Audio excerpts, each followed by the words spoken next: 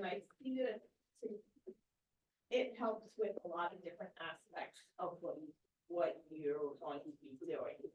We'll start with some of the basics, and again, kind of recalling, getting into a little bit more details with some of the different cell types and how healing occurs. We're gonna then go into pressure ulcers. I don't know how much you've learned with surgery so far. Some of the other effects, things that affect wound healing, because that's a big part of, surgical procedures.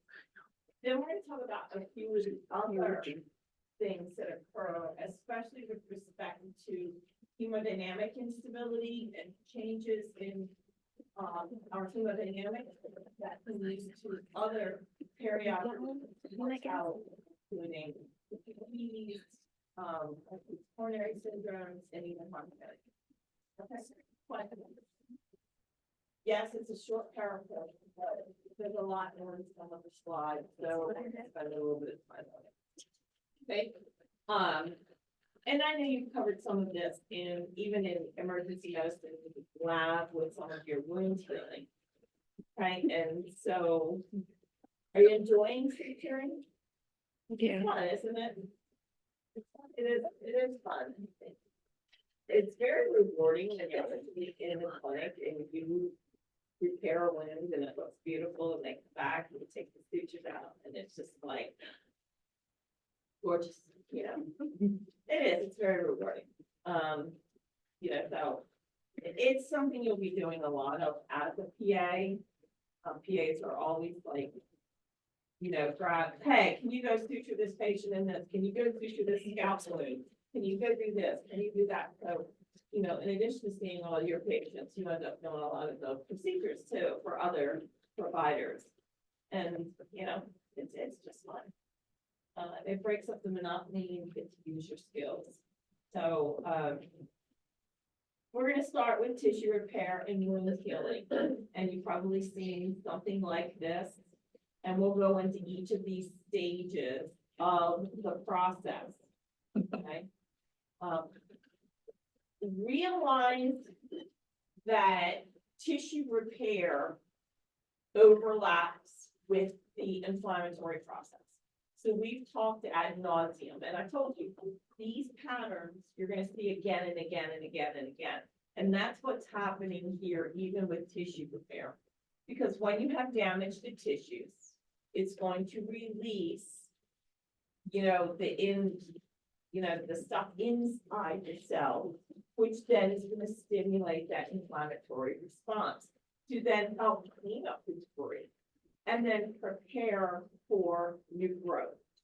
Right? So there are two pathways, and you will see this. Why do some people get really, really big scars and other people don't have such big scars? And same thing with burns. Sometimes you can burn yourself and 6 months later you can't see where that burn was. Other times you can be like me and have scars all over your arms. If I would guess what these are from? They're good ones, aren't they? One from a cinnamon roll. Cinnamon roll. Oh, You'll never guess. I thought the actual cinnamon roll was what did it. I was like, actually, That's not, this Talk about this is from waking up at 1 a.m. to go put wood in the wood stove in the pitch black and open the door. And then when I go back to grab the handle, hit the edge of the door.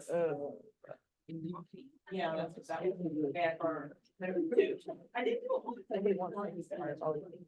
You think I would learn the first time? You wake your husband up at 1 in the morning? Sorry. Your husband wake up and that happen? No. I just like, I was like, I'm going to bed. Yeah, and so in some cases, you will actually, the tissues will repair, okay? The actual cells that are part of that tissue will replace and repair.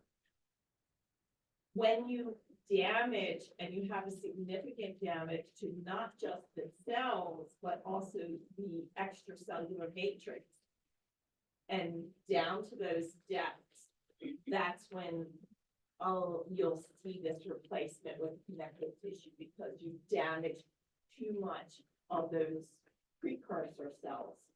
And you end up with a lot more scar tissue. Okay, and it's gonna look different. Okay. And so, yes, there is this critical interaction between the cells themselves in the tissue, okay, which is what we call the parenchyma, and the support structure, which is your stromal tissue. Okay, and so there's the difference, and therein lies the difference. So, you know, we always talk about the lung parenchyma, the renal parenchyma. Well, these parenchyma are the functional cells. If it's the integument, it's those epithelial cells, those keratinocytes. The stromal, it's all that support structure. Okay, it's connective tissue, it's blood vessels, it's nerve endings. It's, you know, the extracellular matrix, and we'll talk about that in a little bit more depth as well. Okay, so you have all of this that interplays as to what happens. And regeneration really is about replacement of those damaged cells. Okay, but there has to be a regeneration capacity. Not all cells maintain that capacity. So when we look at the different types of cells in our body, there are labile cells, stable cells, and fixed or permanent cells. Okay, and so your labile cells are the ones that are essentially constantly reproducing, and they can reproduce throughout the, duration, throughout the lifespan. Okay, and that includes all of our epithelial cells, all of the linings of our GI, GU tracts, structures that are going to shed cells all the time that we have to constantly be replacing them. Our stable cell types are cells that normally stop regenerating when growth stops. Okay, however, they maintain the ability to regenerate should certain circumstances arise and they get stimulated. And so that includes like some of your liver cells and your kidney cells and even your smooth muscle cells and vascular cells. They're not going to keep growing, but they have to grow in order to accommodate the body growth. Once the body stops growing, they typically stop unless there's damage and then subsequent stimulation with some of our growth factors, et cetera, that are going to cause them to regenerate, replace damaged cells. Now, the fixed or permanent cell types are your skeletal muscles, your nerve cells, and even your cardiac muscle cells. Okay, so we know that, which is why when you have a myocardial infarct, okay, those cells, once they're dead, and you're not replacing them. And you have that hypertrophy around it that can occur as a compensatory mechanism that then leads to other problems down the road. Questions so far?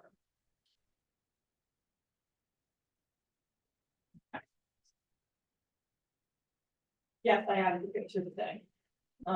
It's not on your version, but you can Google it. It's just kind of when you see healthy granulation tissue.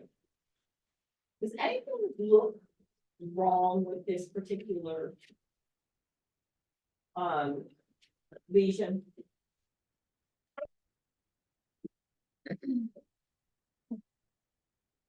Anything look wrong with it? It doesn't look like a healthy wound. Juicy.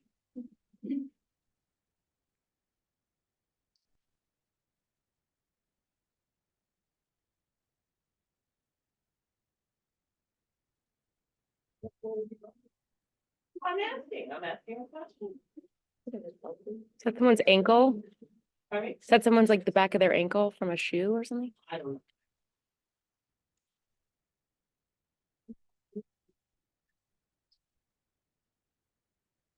This is healthy. This is healthy granulation. It's just, Yeah. okay? Like I've had shit that looks like that before, but I don't know if This it's is healthy. healthy granulation. Now, you see a little bit of erythema around the borders. Do you agree? You've had skin damage. Can that erythema be completely normal? Yeah, Yes. it's normal in the normal inflammatory / healing process. Right? What would make you suspicious that this wound was infected or? Okay, purulent exudate. Pardon me? Well, you're gonna, anytime you have inflammation, you can have increased warmth. So even It shouldn't. normal inflammatory response can have increased warmth. A histamine reaction can have increased warmth. And so that in and of itself just means there's inflammation.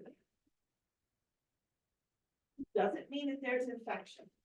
So purulent exudate is one. Duration. Induration, okay, so significant induration around the borders. Or anytime you have like lymphangitis.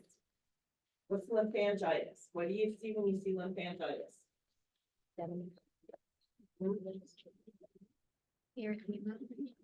Yeah, you have like red streaks running along, you'll see it running proximally from the wound, okay, towards the central circulation.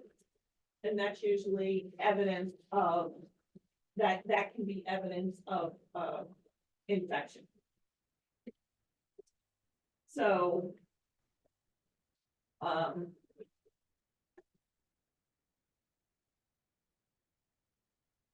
when we have fibrous tissue repair, okay, realize that you're gonna have both, it's gonna involve both the extracellular matrix as well as your parenchymal cells. Okay, and when you get that, the more dense the scar tissue generally is, the more severe or persistent the injury to the tissue is. So if it's a prolonged healing process, in this case, with my nice little, I mean, it was down to the like basement member, like it was a pretty deep burn, and it stung, but after a while, it was just there. It was like all white. It wasn't even red, it was white. I mean, those, wood stoves get pretty hot. And that metal really conducts the heat. Somebody. So the good, healthy granulation tissue, this is the image I want you to have in your head. It should be nice and red and glistening, and you might even see little pinpoint, darker red spots. That is actually angiogenesis occurring. It's where blood vessels are being stimulated to regrow. Okay, so that's your newly formed capillaries. And so it's all of this good stuff in there because you have to have angiogenesis. You have to have fibrogenesis. You have to rebuild that matrix for the cells to then fill in. Okay, and that formation of a scar occurs in two different phases.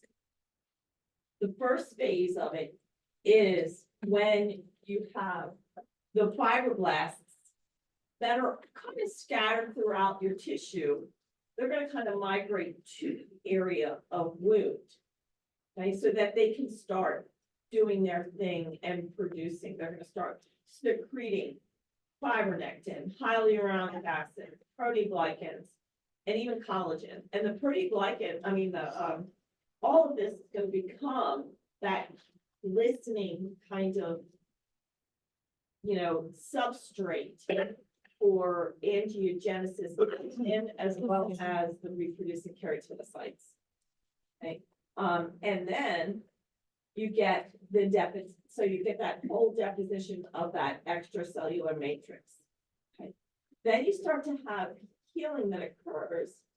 When you start to have healing, the number of fibroblasts are going to then decrease and kind of migrate away because they've kind of done their job. They're pretty much, and then you start to see more collagen built into it. And that collagen is what gives your wound and your skin its tensile strength, which is why older people, when they lose that collagen, their skin starts to sag. Okay, it's less elastic. Okay, and so when you look at scar tissue, like microscopically, it's a whole bunch of like inactive, these long fibroblasts, a lot of collagen, definitely elastic tissue that's in there. And, you know, and over time, once the healing has occurred, the blood vessels and that angiogenesis not only stops, but those capillaries then break down. And so sometimes those scars get very, very hypopigmented, even white. Or darker skin, that can be a problem, which is why we avoid a lot of cosmetic procedures on people that could leave hypopigmented areas, especially on those people with darker skin. You always have to be very cognizant of that. Okay, so this is the actual process from a diagrammatic standpoint. Okay, you start with the injury itself on the far left. Okay, clot formation occurs in the bottom, which is gonna, so it starts over here. You get clot formation that, you know, produces a fibrin clot. That becomes the start of kind of the matrix. You get the migration of inflammatory cells. Initially, it's your polymorphic cells and then your macrophages. They're going to kind of clean up the area and any debris that got into the wounds. They're going to start releasing their chemokines, cytokines, things like that to help continue to clean up and then stimulate other growth. So then you get the migration of your fibroblasts to the area. And then production, you have production of your epithelial cells, and then also your fibroblasts are going to produce that extracellular matrix that becomes essentially the structure. I'll repost this for you if you want. I'll repost it. This becomes the structure for the rest of the filling in of the deficit to occur. And then over the course of like 6 to 12 months, that it continues to remodel itself and hopefully clean it up. So we'll go into that just a little bit more in depth. It is regulated. This whole process, healing process, is regulated by chemical mediators, growth factors, very much like your other inflammatory processes in the body, whether it's a pneumonia or, you know, abscess or anything like that. You have the different chemical mediators like your interleukins and interferon, and all of these are going to be released in a very orderly fashion. To then, it's a coordinated effort to draw different inflammatory cells and other, you know, not just inflammatory cells, but the fibroblasts, et cetera, into the area to do their different roles.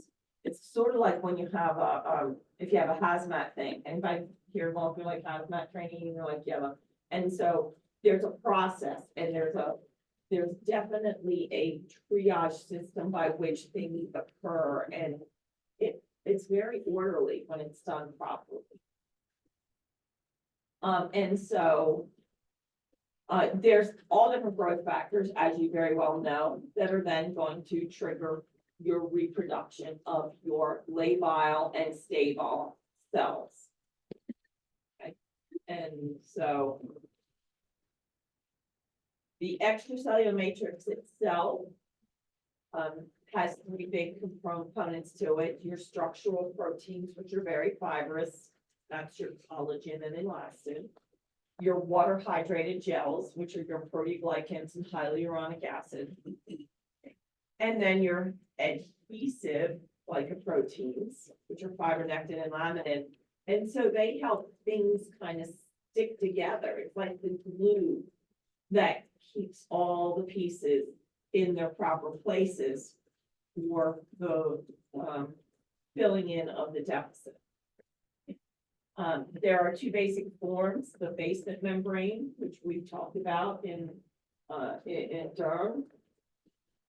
And you see that, but you see a basement membrane in your epithelium, as well as in your endothelium, as well as in smooth muscle cells. So there's always a basement membrane that becomes like a, it separates compartments, but it also provides structure and it limits so that there is, you don't get overgrowth into other areas. And then, of course, we've talked before about your interstitial matrix. Okay, and that's all the stuff that's kind of between all of your functional parenchymal cells, as well as some of your support tissues, your support cells. How does it granulate? How does it transition? Okay. So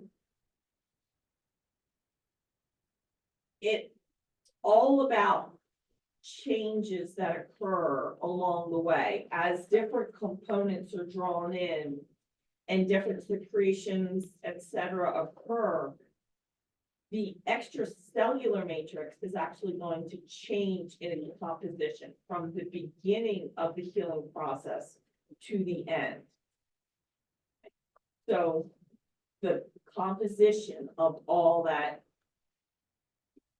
inflammatory stuff in the mix, it's going to change over time. And it is an organized, controlled process. It does involve degradation, proteolysis. Specific components are gonna break down specific components. And that's going to allow cells to migrate and regenerate. And, you know, all of your fibroblasts, your macrophages, your neutrophils, your synovial cells, epithelial cells, they're all capable of releasing proteases. But it's not an all, like it's not an all-out assault. They're very kind of short-lived. They're inactive when they're released. They have to be activated once they're in the matrix. And then they quickly become deactivated to avoid catastrophic proteolysis. Unlike if you have like a pancreatic pseudocyst or a pancreatitis where you have pancreatase, lipase, amylase, some of your proteases from the pancreas, they will auto digest anything in their path. Okay, this is much more controlled because it is a process that is by design. So your first phase, these are your three phases. The first phase is always the inflammatory phase. That's where you're going to get the inflammatory cells to come in. Okay? Those are drawn in by the activity of that very initial blood clotting. Okay? Typically, it's PMNs followed by macrophages. So PMNs within the first 24 hours, they're going to pack it in, they're going to relieve it, remove bacteria, clean it up. And then your macrophages, they come in, they continue to help with cleanup duty, okay, and start the secretion of some of your growth factors. The second phase is your proliferative phase. And So your proliferative phase is all about filling in the void.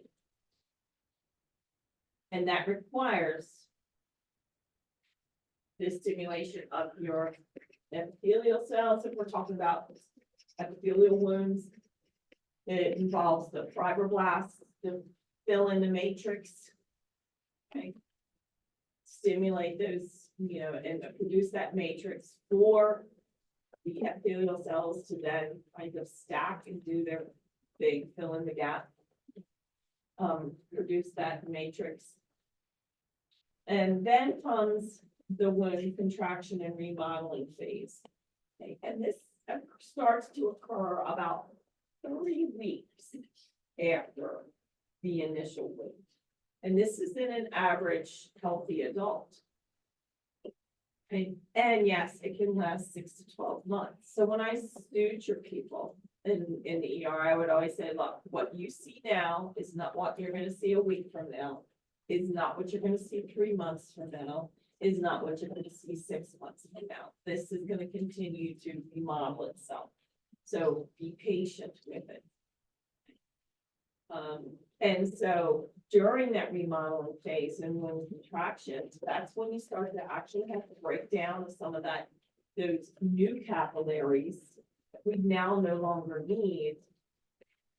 And we minimize that. So it goes from a nice pink kind of red scar tissue to then it becomes white, and then it kind of really blends in with the tissues themselves. You get a lot more collagen that gets built into it. Right? And that, and excess collagen gets kind of, you know, degraded. And so it's what I call the nip and tuck process for wound repair. And collagen is important because it does add the strength to the wound. And typically your wounds are about 70 to 80% full tensile strength after 4 weeks, if they're sutured. So when do we typically take sutures out? 2 weeks. Depends on the part of the body, right? Okay, so anywhere from what to what? 3 days, 3 days to 2 weeks. Okay, I'll buy that. Okay, and, but what do you have to tell your patients, and what do they do when they take the sutures out? 3 days, especially those 3 days ones. No hot tubs, One person, no soaking the wound, pardon me, no soaking the wound, no like hot tubs, pools. don't soak it, okay, no hot tubs. What else? activity? You can't put a Band-Aid on it. What else do they do? What else do they do when they take them off? Minimize range. Steri strips, anybody seen steri strips? Okay, what are steri strips there for? Give strength. You know, continue to give it a little added strength, because if they bump it, what's gonna happen? Rips open. Dehiss. It's gonna dehiss. Why?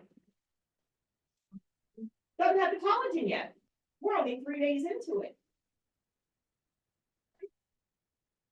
So whether you learn this in the lab or not, I don't know. But whenever you're taking sutures out, especially in those earlier removals, put some tincture of benzoin and some steri strips on there and reinforce that wound and give your patient very specific instructions, not to bump it, not to, you know, they can't go back to their full work, okay, for 3 weeks or more. Because it's not until 3 weeks that the wound gets, 3 to 4 weeks, it gets its full tensile strength back. Okay. What else makes a difference? We talk about parts of the body. What part heals the fastest? Scalp. Mhm. Scalp. Scalp, I would say the face. Okay, face over the scalp. Why? It's more vascular. More vascular and less thickness, like it doesn't have all that dense fibrous structures and stuff like that, right? Those because you have all those different layers and the lias and stuff like that, you have all those different layers, it takes longer because of that fibrous stuff, okay? They take long. The face doesn't have that. It's very vascular. It heals quickly. The mouth heals quickly. Okay, the mouth heals very, very quickly. Bless you.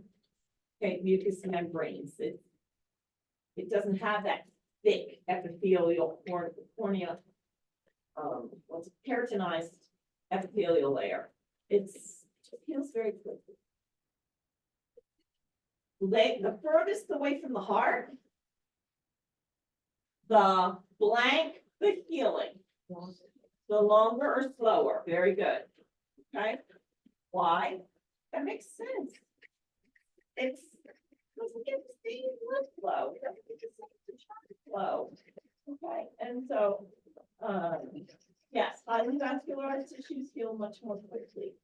So think about that in terms as well of your healing process, okay, and what you educate your patients on.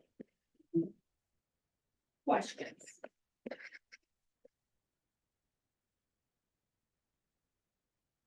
No questions, yes. That is, what is, more confirm, what is nickel tuck? It's, you take a little bit of, you take a little bit, and you tuck this, you clean it up and make it all pretty. Alright. There was a TV show, it's called Nip and Tuck. But see, you're like, you remember it? Yeah, I do. And I don't know what they, I know about it, but I don't, like, they were, it was like a lot, like cosmetic procedures. Yeah, it was all cosmetics. It's all cosmetic procedures. Get a little bit off here, give me a little bit here. Okay, and that's what it is. It's kind of. Not from, see, my mother was a seamstress. I grew up. I mean, knee-high to a grasshopper, I was so stuff like People that. say that. They had to, yeah, had to grasshopper. So, you know, I knew all about like this is kind of like, it's the tuck stuff. So, but anyway, it's a process. All right, primary intention.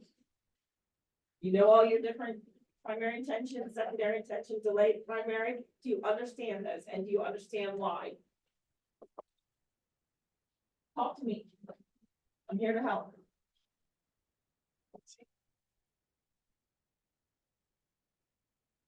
Yes, I guess I don't know if this is like what we need to know for this, but I don't know when you would choose to do one versus the other per se. that's a really good question. Okay.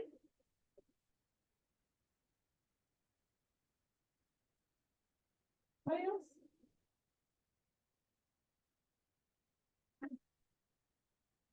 What's the rule with regard to wound closure? The general rule with regard to wound closure?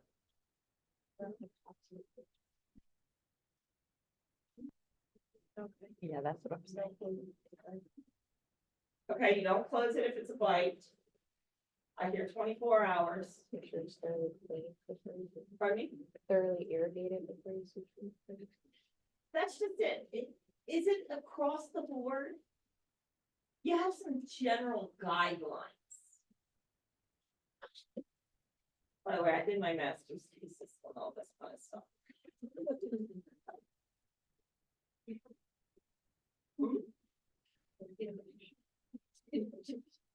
No, this is my master's. My thesis, my master's project is all one.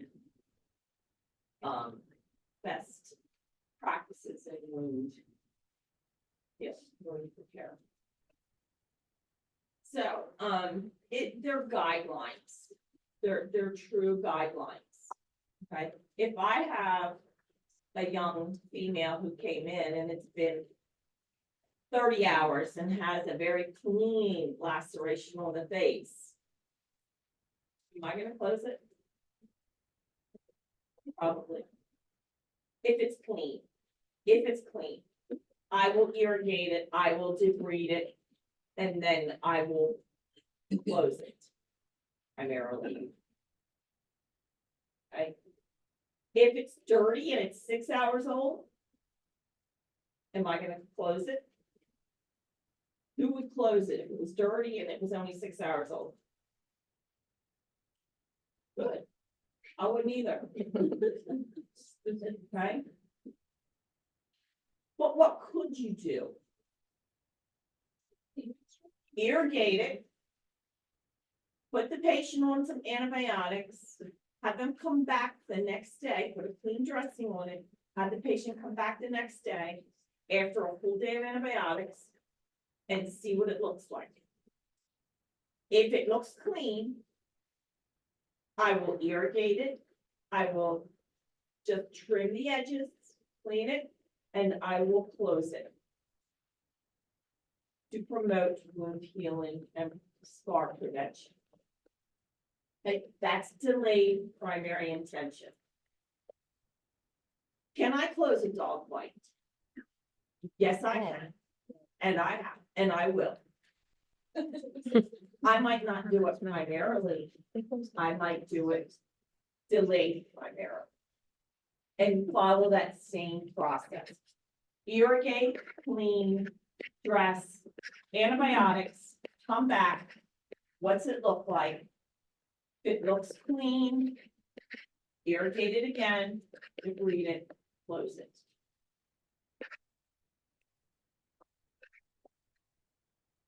Right? Does that help you, Jack? That is where you can, that's the art of medicine. That's being able to utilize these different processes. Okay. From a surgical standpoint, as anyone, Eliza may have, I know, I'm gonna tell, it's.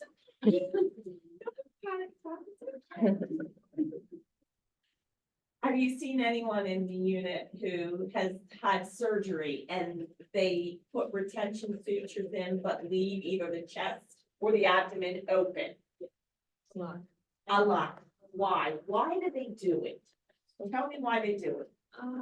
Sometimes because they plan on going back in, Okay, number one, reason, or because other they plan to go back in. because they anticipate there being so much inflammation that they know that it's not gonna close right away, so they want it to close layer by layer. Okay. And so they anticipate that being a slower process. Mm-hmm. Okay. So like the two ways. So even in surgery, we utilize these principles. Everybody, you've all heard of compartment syndrome, right? Have you ever heard of intra-abdominal compartment syndrome? Lydia has. Eliza probably has too. Maybe not, but possibly. Is the abdomen or peritoneal cavity a compartment? The crazy. Okay. That. And Eliza, this is kind of your number two as well, right? And this has to do with if there's going to be a lot of inflammation and swelling and increased pressures in the abdomen. Okay, if they don't have room for expansion, those pressures can get greater than the vascular supply to the bowel, to the other organs, and you can have an intra-abdominal compartment syndrome develop. So they will leave the abdomen open and not close it and wait.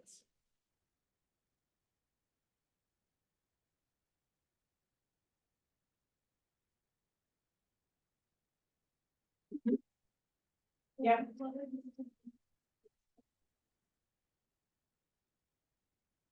It depends on, let's say, the degree of injury. Let's say if you have a gunshot wound and there's a lot of stuff that you're worried about, you've done a lot of manipulation in there or a lot of, you've had to cauterize a lot, and you're in there with a Bobby going, zapping this bleeder, zapping that bleeder, cut, burn, burn, burn.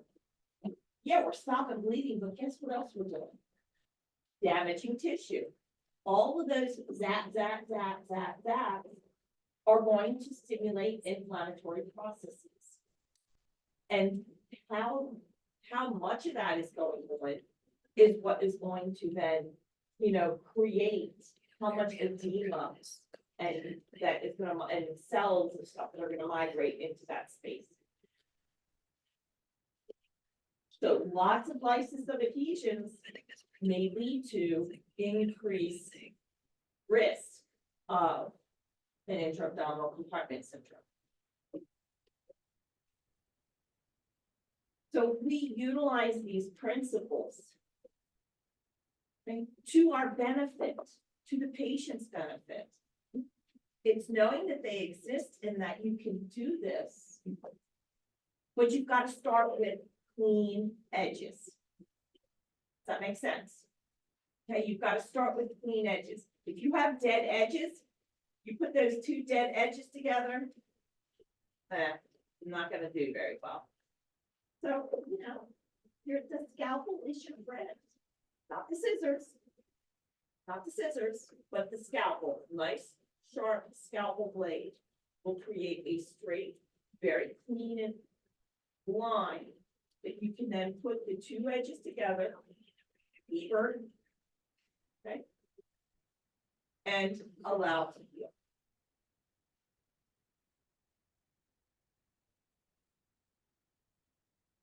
How is that? Does that clarify things? Somewhat, right? You look a little, maybe not. No? We had just. Yeah.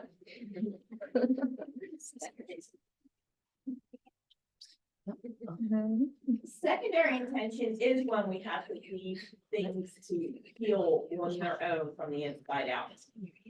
And there are plenty of cases where we do that. But doesn't always end up as bad as you think, which is the cosmesis afterwards. Okay, yes, it has to fill a void. It's going to require more fibrous tissue and it's going to leave more scar tissue. However, that wound contraction that occurs in phase 3 and that remodeling will still minimize it.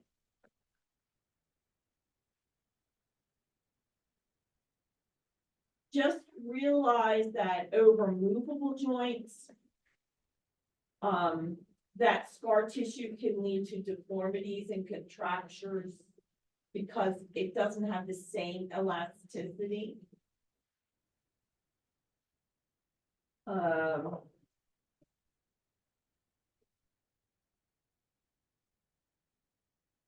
Keloids, there's a difference between a hypertrophic scar and a keloid. Keloid is a genetic trait where they have this overgrowth of cells and it tends to be genetic. Okay, and excessive scar production, so excessive amounts of fibrous tissue. So your secondary wound healing is always there's always tissue loss or it's got a big gap to fill. When you primarily close things, that's what's going to give you your best cosmetic results. So, yeah, I'm not afraid to close it all right. It's just the timing and leading up to it, and then how do you approach it? Okay.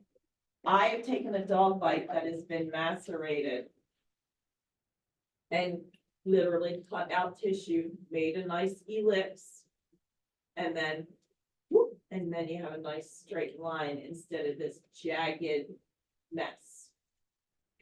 Okay. So what are some of the factors now that are going to affect your wound healing? Okay. I will say you should star this slide for sure. Okay.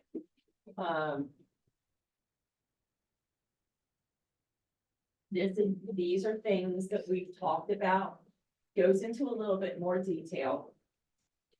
Okay. And we're building on your knowledge base now. So obviously nutrition affects all kinds of healing and inflammatory responses. You need all of your building blocks in order to regenerate new cells and tissue, blood vessels, etc. Okay? Vitamin C is specifically needed for collagen synthesis. That's an easy way to remember it. C for collagen. Hello. Okay. Vitamin A supports epithelialization, capillary formation, also known as angiogenesis, begins with an A. Okay. And collagen synthesis. We know that B vitamins are cofactors in a lot of enzymatic processes, as is zinc. Okay, and when we talk about enzymatic processes, we're talking about proteases and all those different kinds of, you know,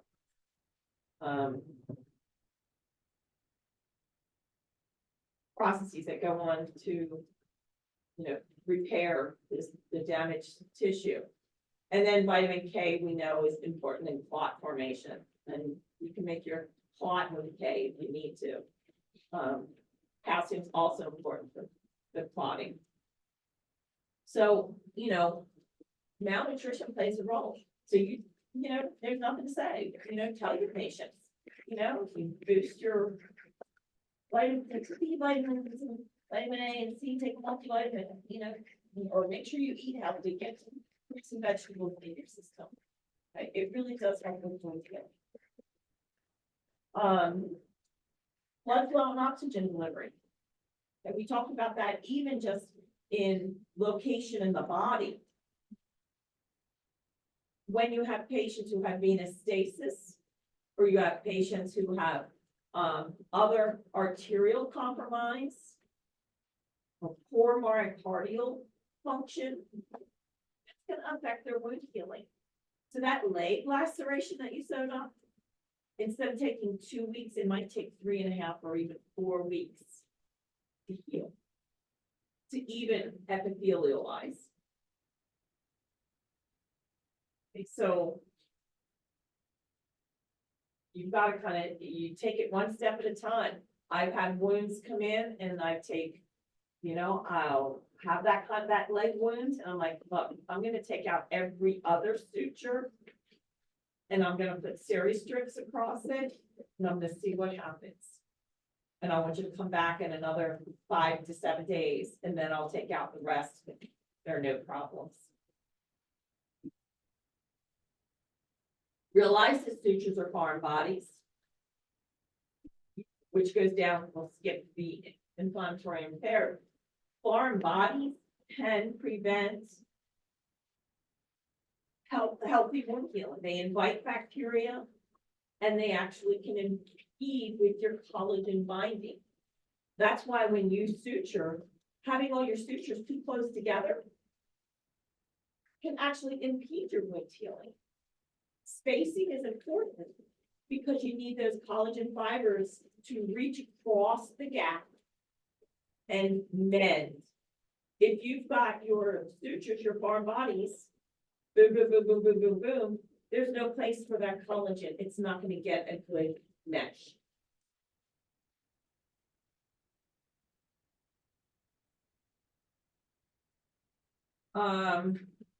Infection, of course, is going to impair every phase of wound healing. That's just it. You can also have wound separation just because of movement.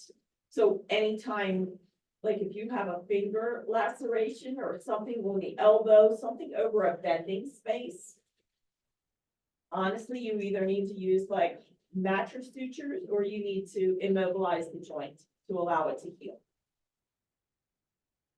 Put a finger splint on, a little, you know, little one of those little aluminum splints. Allow it to heal.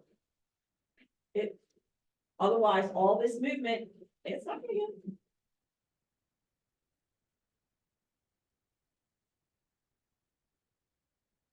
get. If you are immunosuppressed, Okay, realize that it will affect that first phase of wound healing.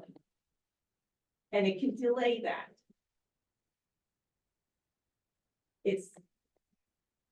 That's a critical phase to start the cleanup process and to prepare the wound for the second and third phases.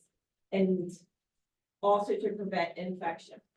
So, these are the patients that you may have to, not just irrigate, but put on prophylactic antibiotics. I'm not a big fan of it, but there are times and places where you must do it. And what did you learn about peroxide and betadine or iodine in wounds? That I heard bad. Why? damages Yeah, it damages our own cells. They're toxic. Remember, hydrogen peroxide is one of those reactive oxygen species. And it will kill fibroblasts. And fibroblasts are responsible for that nice collagen and stimulating reepithelialization.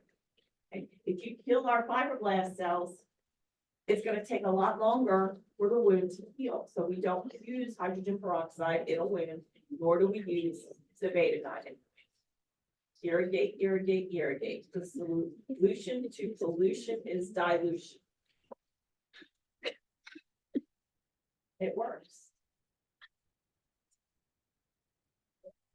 Right, and bite wounds. I need to. All bring bite it wounds in are my pants. contaminated by definition. Okay, the bite wound, it's contaminated. That's why I'm hoping. Okay, and so, yes, we typically don't close off bite wounds primarily, but we can do them delayed primary closure. Depending. Okay, and yes, there's different types, but you know what? I've seen some nasty dog bites in kids. And if you don't close them, they're gonna be horribly scarred. So you have to do what you can. Okay. The human mouth is the most filthy.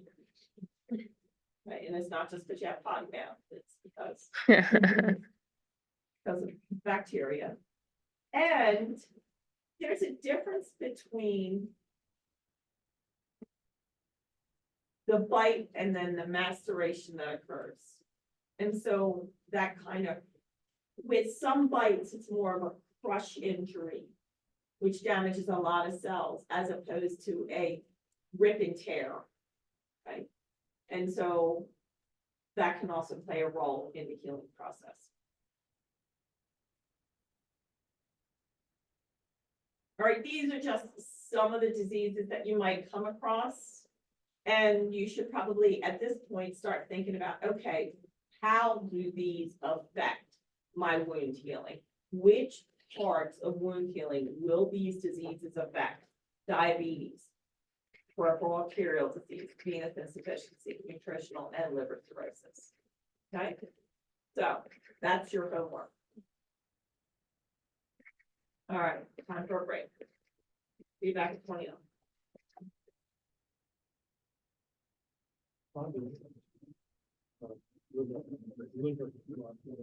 Everybody. And mature in that first 6 months. And so that can lead, they can have a higher risk of infection. And if, a lot of their stuff depends on their nutritional status as well. And what kind of nutrition are they getting? Are they breastfed or are they bottle fed? And how are they feeding? That kind of thing. Preemies are absolutely higher risk because of they're already immature. Everything about them is immature. And so it makes it a lot worse. Children, very similar to adults. It just depends on age, comorbidities, what's their immune experience overall. But, for the most part, you get the best cosmesis with children because they are growing And because their bodies are constantly, they're very much replacing their on a daily basis. So kids, kids bust their chins all the time. 3-4 days, they're healed, at least superficially, and it's not, they just heal so quickly.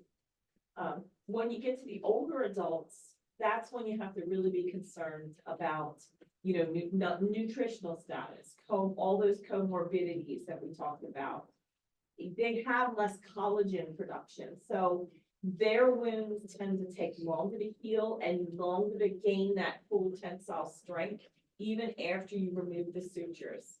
I am more likely to put on, some type of Coban or an ACE wrap, elastic wrap, something to help support it, even after the sutures come out.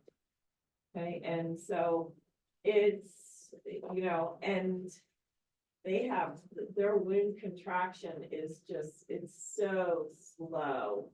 And so, their wounds can be kind of ugly for a long period of time. And that's really it for wounds, okay? But if we're gonna move into decubitus, like pressure ulcers, decubitus ulcers. Okay, and I put a picture up here, just a kind of a diagram of our different layers. Okay, so did you learn about ulcers and stuff today? And then, okay, so what's the process? What happens? Tell me what happens in your pressure or decubitus ulcers.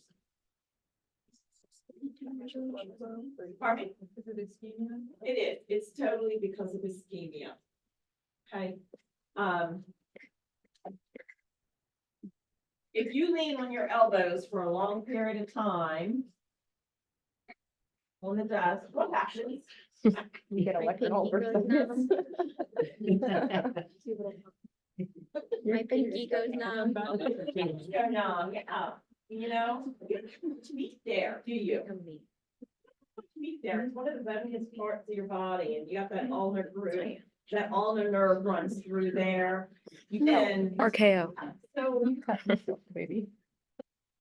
what happens with pressure ulcers or decubitus ulcers is, just the weight of the body or the body part itself. Right? And usually they occur over bony prominences, and often where there's not a lot of meat per se or cushion. And just the weight.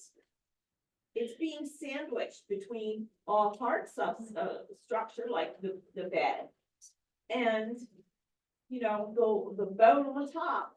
And that's just kind of mush, mush, mush, mush, and it just compresses those blood vessels. And it leads to poor vascular flow. Anybody who's got poor vessels, or vascular disease, any kind of compromise is gonna be more at risk. Where does this also occur? It occurs in the OR. Okay. It can occur in the OR. Who's worked in the OR? Anybody? Anybody been in the OR or seen a procedure in the OR? Jackson? Okay. What do they do when they position the body? What do? They put like pillows and stuff under certain bony prominences. If they're working on a specific area, they'll put pillows underneath. They'll protect it, and you will see that. And when you go into your surgical rotations, you will learn how to, observe these scrub techs and the people who are used to doing this. And they'll put, padding on certain areas, especially if it's going to be a long procedure. Some of these procedures, like a Whipple, can take up to 12 hours. These are long surgeries on that hard surgical gurney, right? And over time, that can lead to ischemia. I actually did a legal case one time. A guy developed rhabdo over his scapula because of the procedure that took so long and they didn't pad it properly, and the developed rhabdo and necrosis, deep muscle necrosis as a result. Ended up with this big wound. Okay, so your pressure ulcers, they're called decubitus ulcers because that's the side facing downwards. They can be called bed sores. That's kind of a common name for it. Okay, and it is truly due to, ischemia of the tissues, from unrelieved pressure. Okay. Other things that can contribute to it besides pressure, especially over bony prominences, is friction, shear, and moisture. Okay.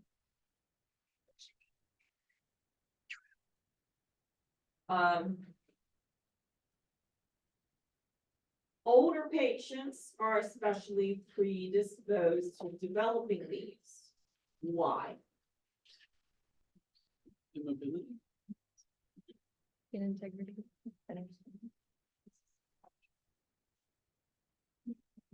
Their skin might be fine. I mean, what do you mean by skin integrity? Thin. Thin, why is it thin? That's collagen. That's it. It's less collagen, less elasticity. Which also plays into your friction and shearing forces.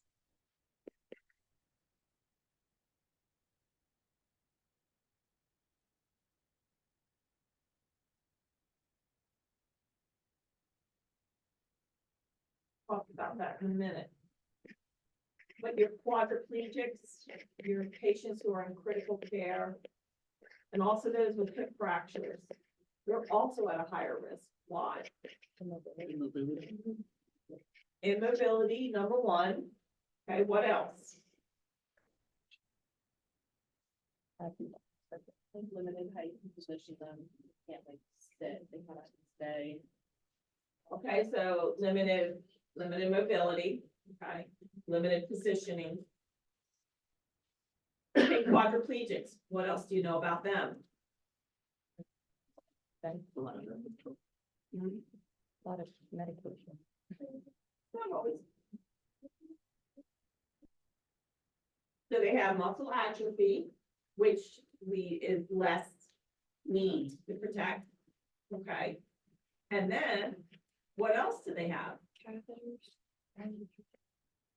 Not always. Catheters. Urine breakdown. Yes, lax of sensory. Okay? So they can't feel, when you sit there and you sit in class for all day, 8 hours, and you get a case of acute ascites,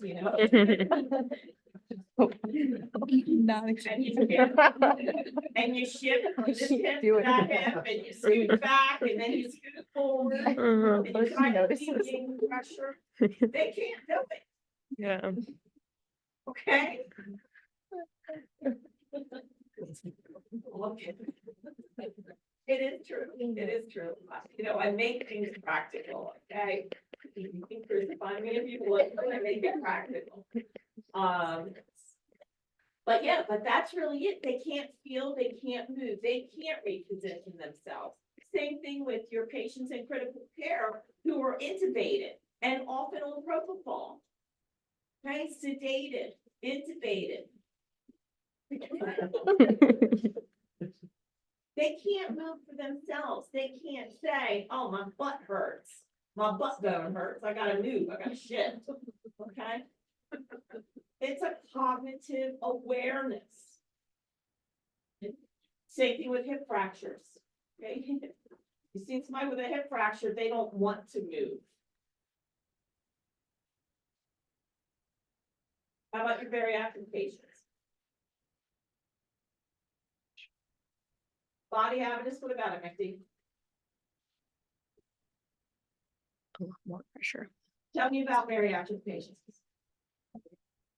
More pressure.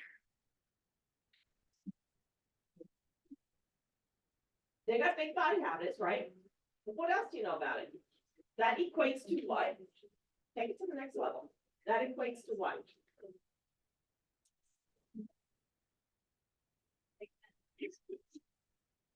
Well, it may affect their mobility some, but it's extra weight. Okay? And what is the majority of that weight? Fat. Fat, okay, adipose tissue. Is adipose tissue highly vascularized? No. Okay. So breaking down to the components that you know. These patients are most at risk. These are the pathophysiologic mechanisms of why they get, number one, tissue breakdown or healing. It's all part of the same process, all related to blood supply, tissue ischemia. All right, so here's the mechanism for the development. We've got external pressures that are higher than their capillary pressures. That's all it takes. Because we're not talking about the big vessels. We're talking about those little capillaries in the peripheral tissues, in the epidermis.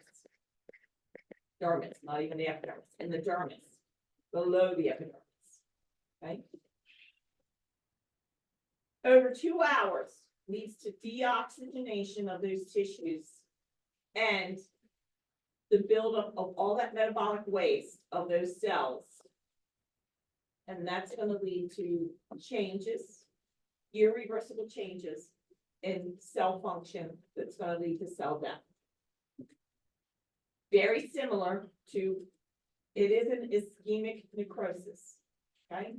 This goes back to that very first lecture in Patho. And yes, compression between the bony prominences and external forces.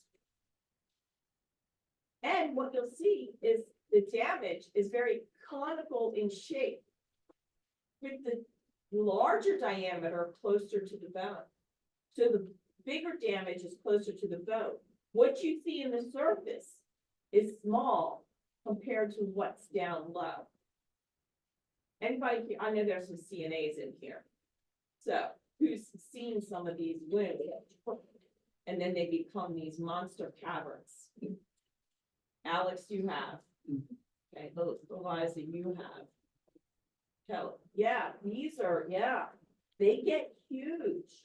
So what you see on the surface, just always remember, it's probably a fraction of what's below the surface. Yes. Is that timing why you usually see patients turn to Q2 hours in Yes, the hospital? that is exactly why, and that's why they use air mattresses.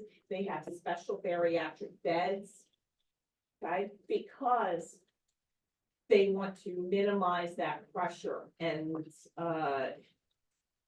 literature supports some of these other devices. They have what they call big boy beds. You know, probably, I think they're called bariatric beds now. There, They used to be called big boy beds. That's the truth, back in the day. That's what and they you were can like called. inflate things. Yeah.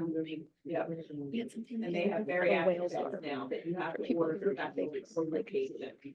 Reeve stretcher.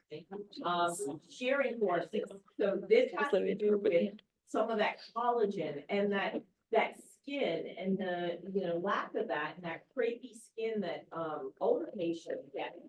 Okay, when you try to, you've seen people do this, you try to pull them up in bed, okay, because they like to slide down, they slide down, and then you got, okay, you gotta get down, and you get underneath them, and, or you go on one side, they ask you down on the side, once, two,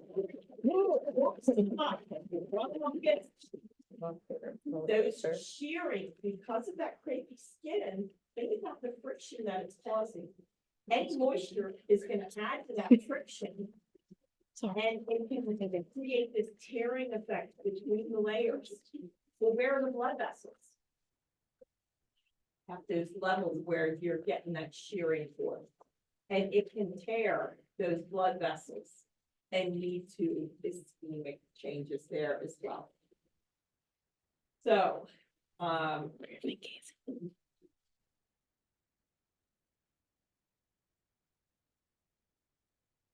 you have them put their heels on the bed sometimes, you have them shimmy and all this kind of stuff. You try to get them to help you sometimes you're hurting more than you're helping. And so just be conscious of that. And moisture, it increases friction, but it also causes the skin to become more boggy. Okay, which can then add to pressures within and changes the acidity of the skin. Some of those protective layers can affect the microbial overgrowth or flora, what colonizes them. And so all of that can affect the integrity of the skin. So yes, so prevention is really about identifying your patients who are at risk. It's looking at them, knowing their comorbidities, and it should say this is not good.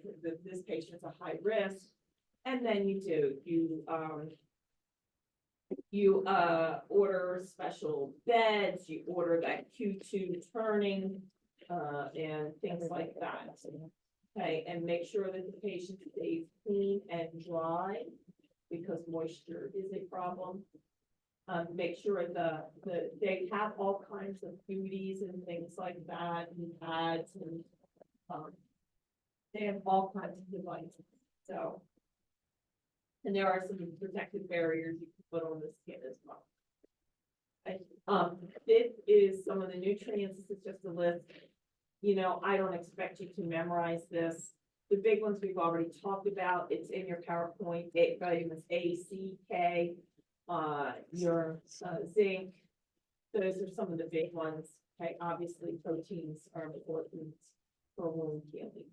This just goes through your staging, which you should have already done in ClinMed. Does anybody have any questions on this? Okay, the staging. Did you go over staging? Okay. All right. Mhm. Good. And then, of course, this should correlate with ClinMed as well. Once you start getting any kind of debris in the wound bed, then you have to debride it because that debris is going to inhibit that granulation process and that reepithelialization. Yes. I know we skipped over it, but going back to the staging of the ulcers, we had talked about in ClinMed that the presence of the eschar is what's needed for stage 4, while like unstageable is like necrotic tissue. This is directly from your Okay. Patho text. I will say that you don't have to have eschar for stage 4. A lot of times you do have it. It is present, but you have to remove it to determine the depth. Okay. Right? That makes sense. If the eschar is present, that's when it's unstageable because you can't probe it and see the depth of it. So that eschar has to be removed. Okay. Okay. And that's why in this it's considered unstageable until you remove that and then probe it. Okay. Thank you. Does that help? Yeah. Okay.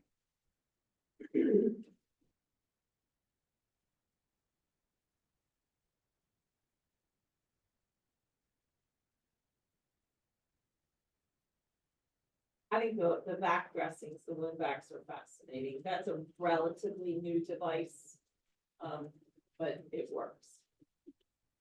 All right, next topic is VTEs. Okay, I know we covered this in the fall, but this is a great chance to review it. And you should know it well enough so that when you see it on the exam, you should all get it right at this point.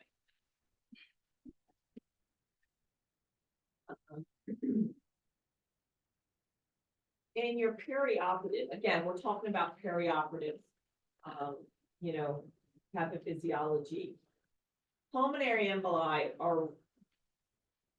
they're less common than they used to be. Why? Prophylaxis, absolutely.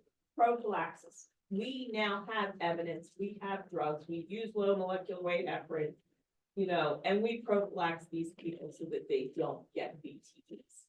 Okay, but realize that thrombi aren't the only emboli that can cause disease and disease processes. Keep in mind, you can have fat emboli. Where are we gonna see fat from? Okay, so bone marrow, when you have fractures of your long bones, your pelvis, your long bones, your larger bones, you have that risk of developing fat emboli. In a couple weeks, we'll cover women's health and during delivery, during labor delivery, you can have an amniotic fluid embolus that can be deadly.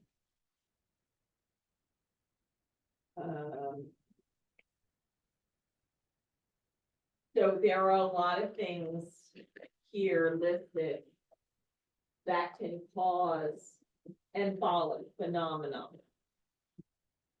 And it's not just blood clots. However, the most common is a blood clot.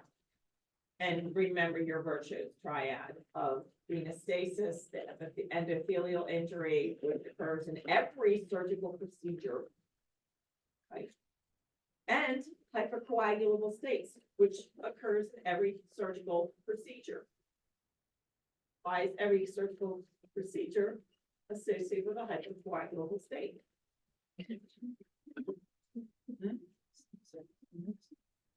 Yeah, because you've stimulated the clotting mechanism.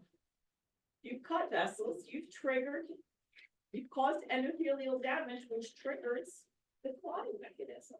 You've caused tissue damage. You've got tissue factor that's been released. Okay, that's it is by definition a hypercoagulable state, which is why we prophylax patients with anticoagulants. Yeah, I can walk a fine line between, bleeding and hypercoagulability, but that's where the literature guides us. So Virchow's triad. When you have venous stasis, as in your patients who are bedbound following a procedure, that is really going to increase the risk. So we have different devices, including the compression, the sequential compression devices, SCDs. When you can't anticoagulate somebody, you better put some SCDs on them, right? And so that it acts to pump up and keep that blood flow. So just being on bed rest, all the different things that is going to increase that blood flowing and is going to increase the risk for a PE. Okay, your orthopedic and your gynecologic cancer surgeries are especially at risk.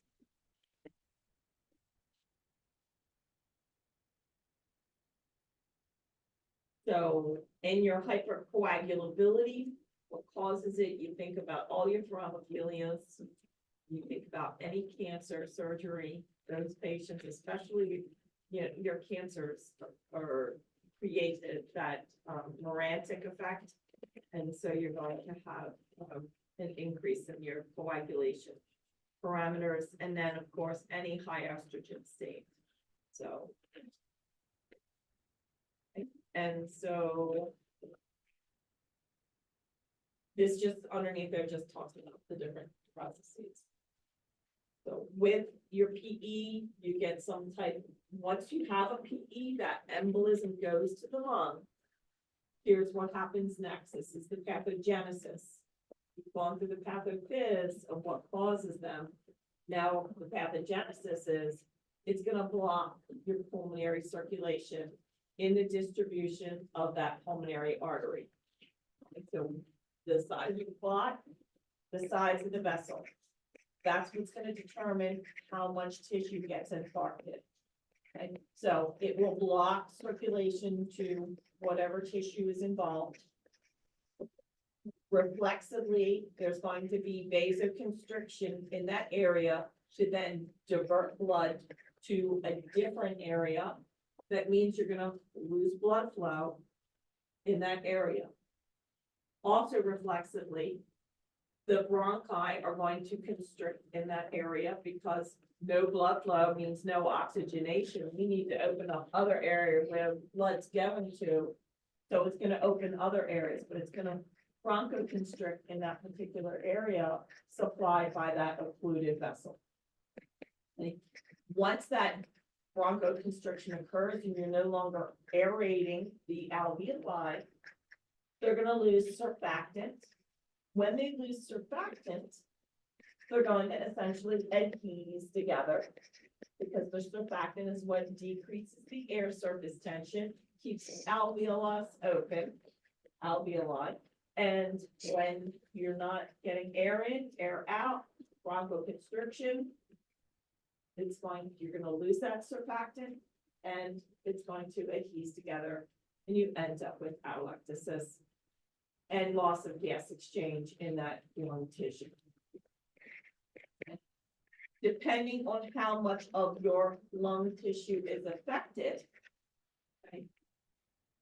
patients can develop both pulmonary hypertension and or pulmonary, especially if there's a large embolus, or it can be a cumulative effect.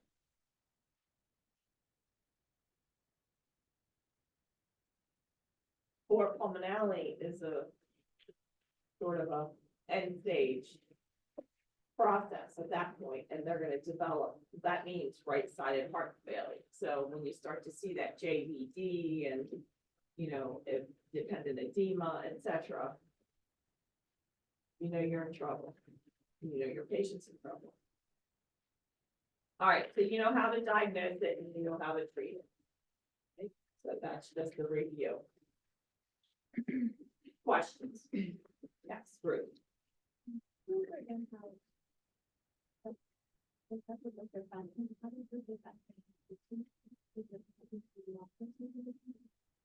It's the bronchoconstriction and the loss of aeration as well as the loss of circulation, but the aeration itself. When we yawn, we're opening up alveoli, increasing our surfactant pretty much. We're not getting air in. No surfactant. Nope. And so then it's gonna adhese together, stick together.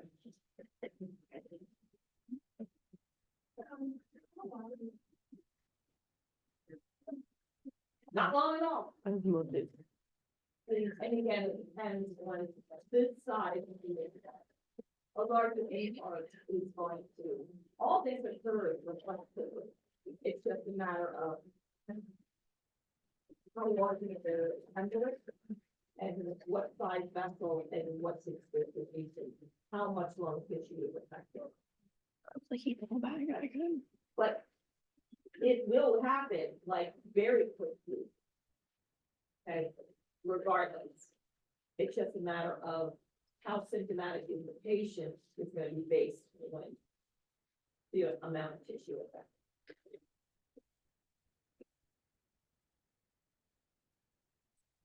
More questions?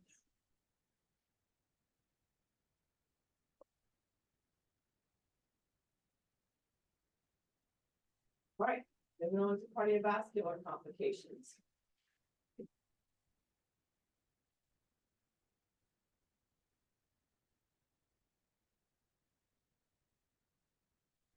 So cardiovascular events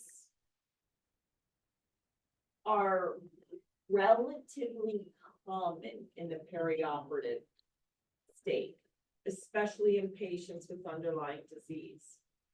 Now, I know I'm not supposed to assume, I'm hoping that your introduction to surgery covered all of these high risk stratified patients and what patients are high risk for surgery, low risk, and things like that. So this is why we do it. Okay?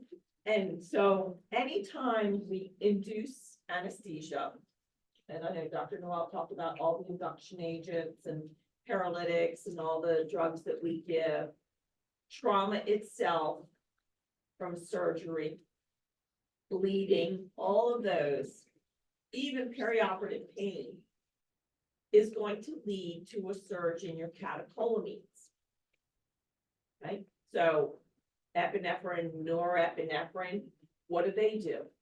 Okay, they're gonna lead to vasoconstriction.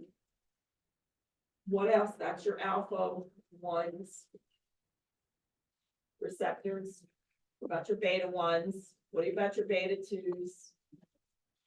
Okay, so heart rate is gonna do what? Increase. Okay, squeeze is going to increase. Okay, and your you're gonna bronchodilate. Okay, the bronchodilation is not so big of a deal, but the heart rate, the increased squeeze, the vasoconstriction leads to increased blood pressures. Right? Cortisol is also in the mix, and you have a hypercoagulable state. Also, with perioperative, because we're damaging tissue or we have tissue damaged or we're doing it and cutting and splicing and doing this, okay, is going to increase your pro-inflammatory cytokines. You're going to have platelet activation. We know that. Okay, we damage tissue. You've got tissue factor release. You've got endothelial damage. That's going to trigger all of those processes. Okay, and so with that, you have a prothrombotic state, which is what causes our risk for PE. Well, it also causes an increased risk for acute MIs. Go back to the patho of acute MI. You've got increased pressures. You've got vasoconstriction, increased heart rate, squeeze. Okay, depending on how fast that heart rate is and how occluded the patient's vessels are, that can lead to myocardial ischemia, okay, because it's beating too fast, it's not getting fill, the coronaries, proper fill and perfusion of your coronary vessels. That can lead to myocardial ischemia. You can, if you have atherosclerotic plaques, you can have increased friction and shear forces as a result of those higher pressures and the vasoconstriction, which can lead to plaque rupture. You prothrombotic, so you're going to have platelet aggregation and a clot form, and it can include those coronaries. So all of those can lead to myocardial ischemia and or perioperative MI. Okay? And you can even have just the decrease in oxygen supply, myocardial demand versus the supply versus demand can lead to ischemia, tissue ischemia, myocardial ischemia, and non-STEMIs in the perioperative state.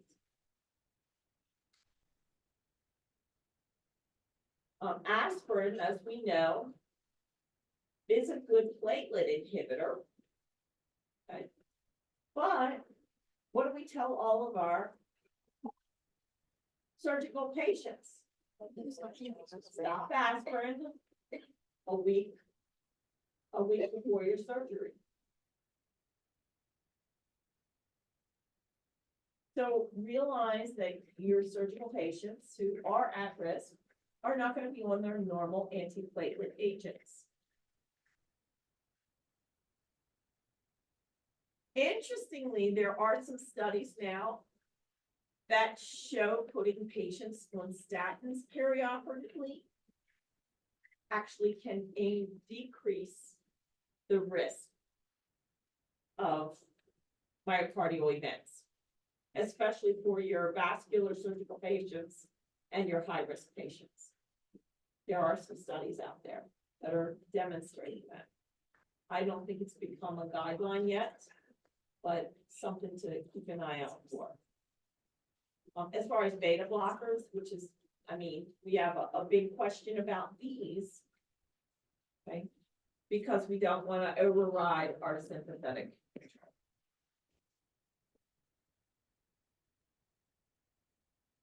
And then, of course, your thromboembolus prophylaxis is very, very important, especially in the orthopedic population, as well as some of your cancer patients. But a lot of patients will go on to TB prophylaxis.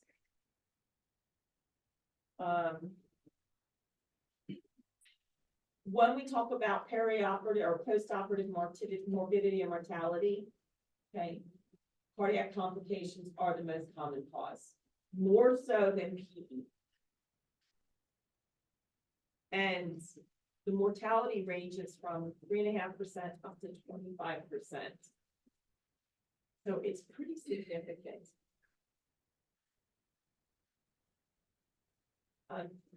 If you don't remember all your processes, it's a good time to review that. And it really is all about myocardial demand versus the supply. Okay, and that heart rate needs to be in a sweet zone. For oxygenation to occur, we have to make sure our patient is properly intubated and oxygenating. So many variables. Heart rate's important. Okay, so this just kind of spells out what I've already said is the perioperative acute coronary syndrome. You can have unstable plaques.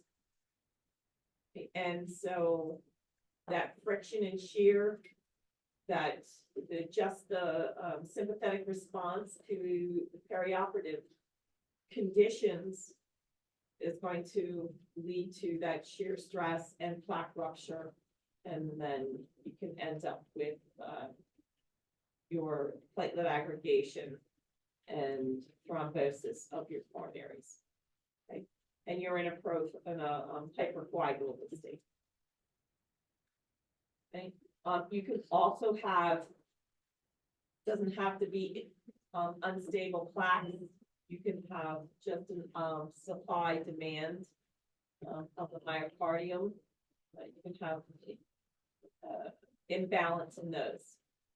So in those particular cases, the patient may have ST segment depressions, and they can be related to the heart rate, because as our heart rate increases, you can't get coronary filling, and you get less oxygenation by the lungs, okay, and less saturation of your hemoglobin.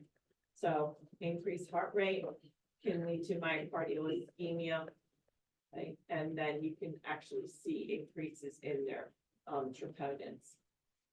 The higher the troponin level, the worse the prognosis, which makes sense. Anytime you have post-op tachycardia, these kind of thoughts should be going through your head. Okay, I've got to get that heart rate down because this patient's hypercoagulable. I've got to worry about myocardial filling and myocardial ischemia.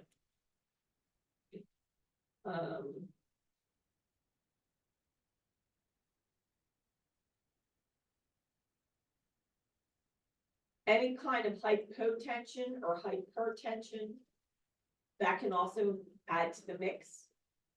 So if your blood pressure is low, that's going to mean decreased filling of your coronaries and decreased perfusion of your other tissues as well.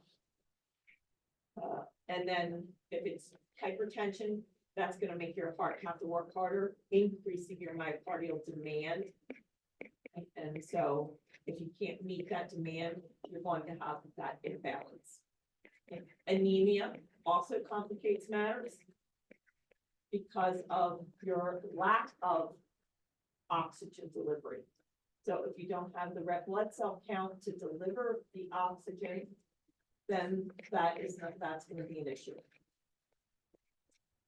Hypoxemia or hypercarbia, obviously, we need the oxygen for efficient ATP production.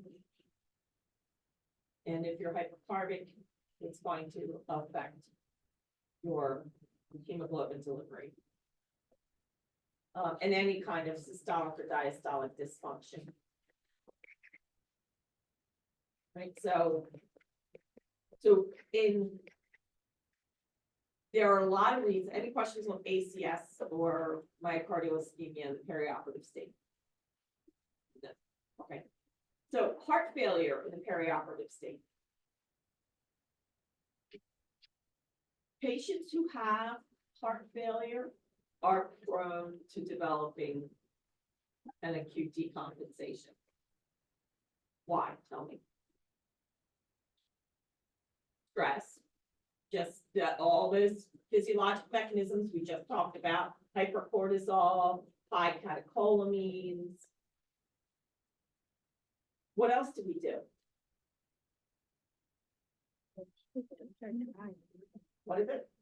Putting them under anesthesia, you took away their natural drive. So Okay, it's so hard to putting them recoup. under anesthesia, okay, that's another stressor, and you're controlling their oxygenation and breathing.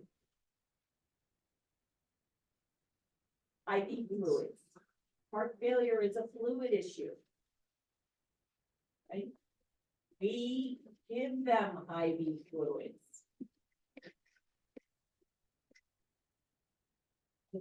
It's less controlled by the patient. It's more controlled by us.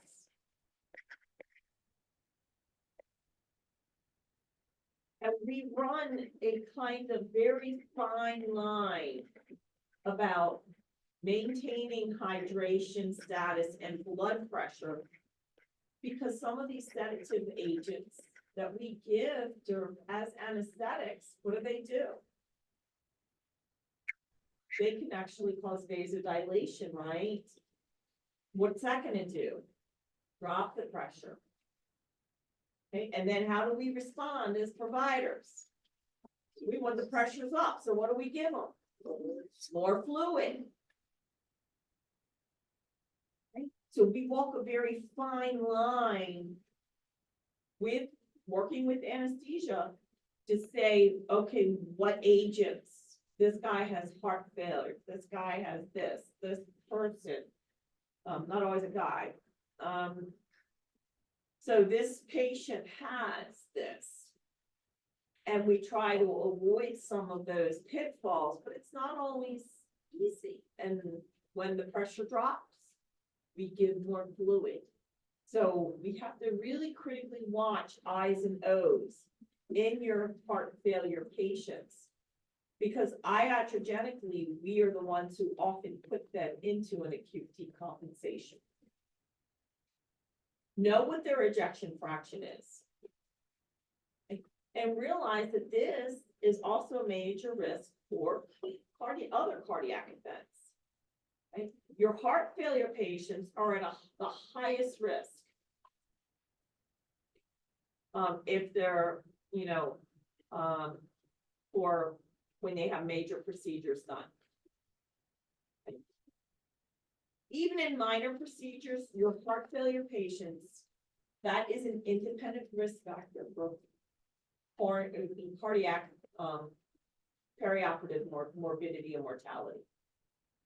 Okay, so these patients are even more suspect. Why? Because they don't have the compensation. Their heart is a weak pump. There are some of your highest risk patients. Patients with a new onset, worsening, or acute heart failure. Okay. Very, very high risk for morbidity and mortality.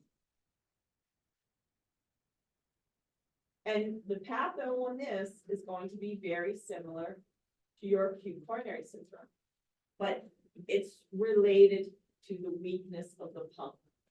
It still has to do with not being able to fill those coronaries, meet the myocardial demand, which leads to myocardial ischemia, which then can decompensate the heart failure, okay, and lead to inefficient pump, and then fluid extravasation, into all of your potential spaces. All right. Questions?